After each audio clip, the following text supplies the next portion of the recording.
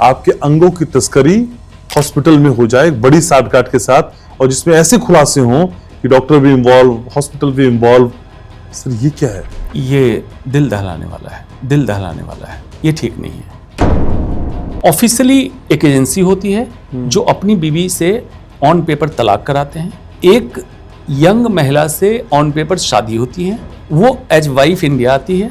2 लाख रुपए उसके घर वालों को पहले दिया जाता है, पत्नी के रूप में इंडिया में प्रेजेंट होती है, और उसका किडनी लेके उस मेल को, उस जो रिच है उसको लगा दिया जाता है। जब इंडिया से वापस दोनों ठीक होके जाते हैं तो 3 लाख और डोनर को दिया जाता है। कुछ लोग इन्वॉल्व होते हैं उसमें। अफसोस बस बीच में न्यूज में आया था कुछ डॉक्टर भी इन्वॉल्व पाए गए। इस पॉडकास्ट के बाद व्यक्तिगत तौर पे कितनी चुनौतियां या कितने सवालों का जवाब आपको देना पड़ा? कई तो मॉडर्न मेडिसिन के डॉक्टरों ने बोला कि आप डॉक्टर के खिलाफ बोलते हैं। क्या हॉस्पिटल का असेसमेंट करने का तरीका भी डॉक्टर को ये है कि ये ओपीडी से ऑपरेशन तक कितने पेशेंट पहुंचाएगा?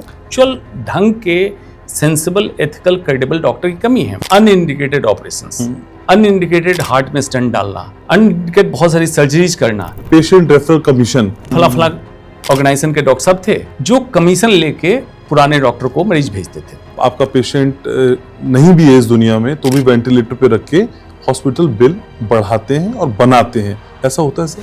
धीरे धीरे क्या हुआ, सरकारी संस्थान को इन बाबूगिरी ने पैरालाइज करना चालू कर दिया। एनपीपीए की एक रिपोर्ट ये कहती है कि अगर कोई पेशेंट हॉस्पिटल में एडमिट होता है तो 40% उसका खर्च ड्रग पे, टेस्ट पे और कंज्यूमेबल पर होता है। वो 1700 गुना ज्यादा चार्ज किया जाता है प्राइवेट हॉस्पिटल के जरिए। ये एमआरपी का खेल ही अब खत्म कर दिए ना भाई।